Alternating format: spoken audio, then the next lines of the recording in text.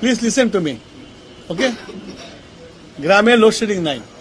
যেটা হয়, আমাদের পল্লী বিদ্যুতের লাইনগুলো অনেক লম্বা লম্বা। কোথাও যদি ফল্ট হয়ে যায়, বিদ্যুৎ ট্রিপ করলে ওই ফল্ট লোকেট করতে তার টাইম লাগে, সেই জন্য বিদ্যুৎটা আসে না।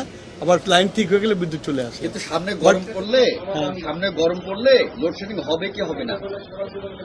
তুমি এখান থেকে বেরিয়ে গেলে তুমি বাঁচবে না মোড়ে বলতে পারবা?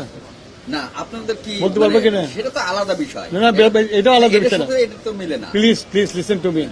আমি আগে একটা কথা বলছি, মেশিন, যন্ত্র যদি হঠাৎ করে খারাপ হয়ে যায়, তাহলে তো আমার সিস্টেম থেকে কিছুটা পাওয়ার তো চলে যাবে, তখন তো আমাকে লোডশেডিং দিতে হবে। কিন্তু মানে তেলের সংকটের কারণে লোডশেডিং হবে এরকম কি? তেলের সংকটের কারণে কোনোদিন লোডশেডিং হয় নাই। আমার যেটুকু লোডশেডিং হয়েছিল তখন যন্ত্রের জন্য হয়েছিল, সেগুলো আবার ফেরত আসছে, এখন ঠিক আছে।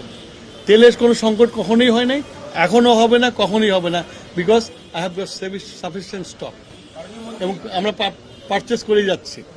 আজকে আমাদের এই 2026 সালে ডিসি কনফারেন্সে আমরা আমাদের জ্বালানি এবং বিদ্যুতের যে পরিস্থিতি সেটা তুলে ধরলাম এবং আমাদের জেলা প্রশাসক সাহেবদেরকে যে কিছুদিন আগে যে একটা কৃত্রিম সংকটের সৃষ্টি করা হয়েছিল, সেখানে তারা একটা প্রোঅ্যাক্টিভ রোল প্লে করেছে এবং তাদের সহযোগিতায় আমরা যে কৃত্রিম যে একটা সমস্যা হয়েছিল সেই সমস্যা থেকে আমরা উত্তরণ করতে পেরেছি এবং তাদেরকে সেই ধন্যবাদটা দিয়েছি এবং আমাদের যে বিদ্যুৎ এবং জ্বালানির যে পরিস্থিতি সেটার সম্বন্ধে তাদেরকে অ্যাপ্রাইজ করেছি।